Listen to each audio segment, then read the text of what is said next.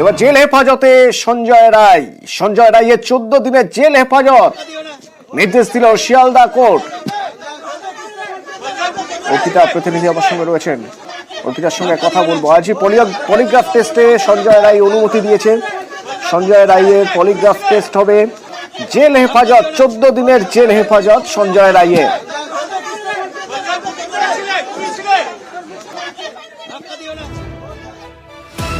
ছিল সেই সময় ছবি যখন সঞ্জয় রায়কে বার করা হচ্ছে।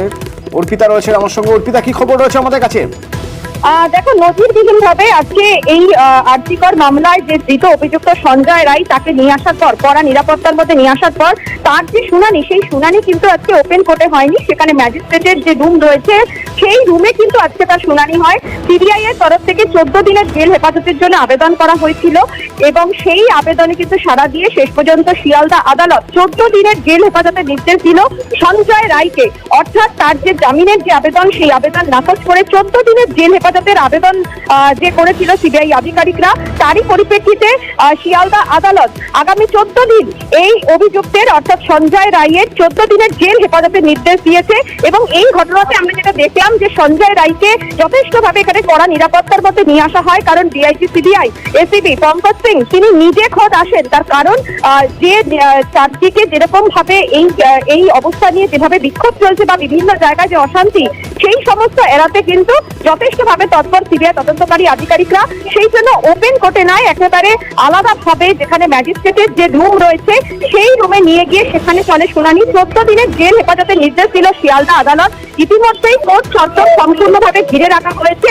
একদিকে যেমন সিআরপিএফ এর আধিকারিকরা রয়েছেন, সিবিআই আধিকারিকরা আছেন, তেমনি অন্যদিকে কলকাতা পুলিশ তারাও কিন্তু যথেষ্টভাবে নিরাপত্তা ব্যবস্থা করেছে। তবে আজকে নজিরবিহীন ভাবে যেটা আমরা দেখলাম, তার সঙ্গে এই সঞ্জয় রায়ের যে পলিগ্রাফি যে টেস্ট, অর্থাৎ পলিগ্রাফ টেস্টের জন্য যে কনসেন্ট, সেই কনসেন্টও কিন্তু অ্যালাউ করেছে আদালত।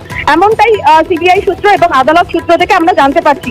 অর্থাৎ এই 14 দিনের সিবিআই হেফাজতের পরে সিবিআই আধিকারিকরা আজকে 14 দিনের জেল হেফাজতের জন্য আবেদন করে সঞ্জয় রায়ের, ধৃত সঞ্জয় রায়ের আরজিকরের ঘটনায়।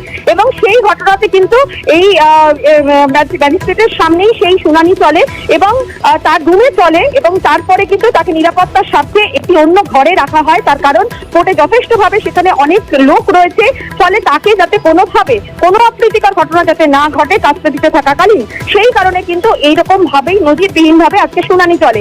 14 দিনের জেল হেফাজতের নির্দেশ দিল এই শিয়ালদা আদালত। আগামী সঞ্জয় রায় আগামী 14 দিনের তাকে জেল হেফাজতে তাকে নির্দেশ দেওয়া হয়েছে। সঙ্গে পলিগ্রাফ টেস্টের জন্য তার যে কনসেন্ট, সেই কনসেন্ট নেওয়ার জন্য আজকে তাকে নিয়ে আসা হয় এবং নিয়ে আসার পরে সেখানে কিন্তু আজকে কনসেন্ট সে দেয়, অর্থাৎ সে সম্মতি সে জানায়। খুব দ্রুতই এই সঞ্জয় রায়ের পলিগ্রাফ টেস্টও করানো হবে, এমনটাই আদালত সূত্র থেকে আমরা জানতে পারছি।